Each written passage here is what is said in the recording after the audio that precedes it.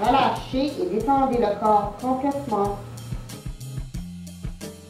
Revenez lentement. Professeur, pourriez-vous nous dire d'où ça vient, le yoga? Le yoga est une science qui vient des Indes, qui avait été gardée secrètement par les brahmanes pendant des milliers d'années. Est-ce que le yoga ne charrie pas nombre d'éléments religieux, par exemple? On associe souvent le yoga à la religion.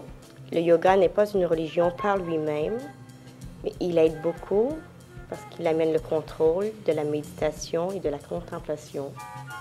Par le yoga, j'ai appris à entrer en moi-même. J'ai appris à me connaître moi-même, à avoir des sensations de quelque chose de supérieur. Je suis beaucoup plus réceptive que j'étais.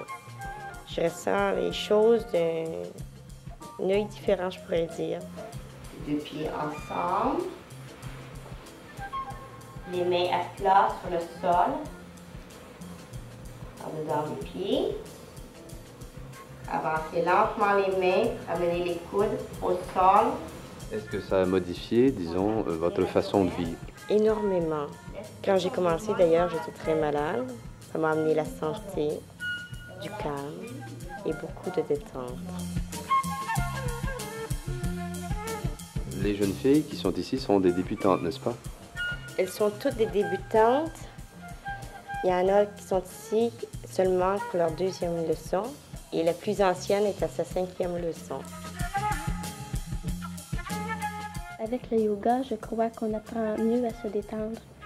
On fait des postures de culture physique, si vous voulez, en se décontractant, en cherchant la plus grande détente possible.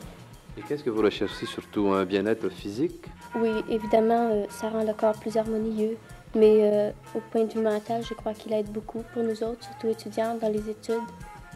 On apprend à se concentrer mieux par le fait qu'on est plus détendu. Laissez tomber mollement la tête. Je m'excuse, mademoiselle, de vous déranger. Dites-moi, combien d'heures par semaine consacrez-vous au yoga? Environ 10 minutes, 10 à 20 minutes par soir. Chez vous, ça? Chez moi, oui, à noirceur de préférence. Et pourquoi la noirceur? Bien, je trouve que c'est plus facile de se concentrer, et puis on se concentre uniquement sur nos mouvements, et puis on n'a pas de distraction. Qu'est-ce qui vous a incité à suivre de pareils cours?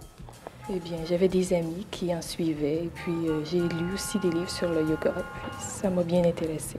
Quelle différence, selon vous, entre la gymnastique et le yoga? La gymnastique, comme on apprend, disons, à l'école, elle est uniquement pour le physique, pour le corps, tandis que le yoga aide aussi et surtout à la détente et à la concentration.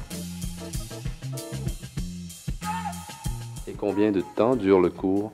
Un cours de yoga peut durer la vie entière parce qu'on peut toujours obtenir davantage dans le yoga.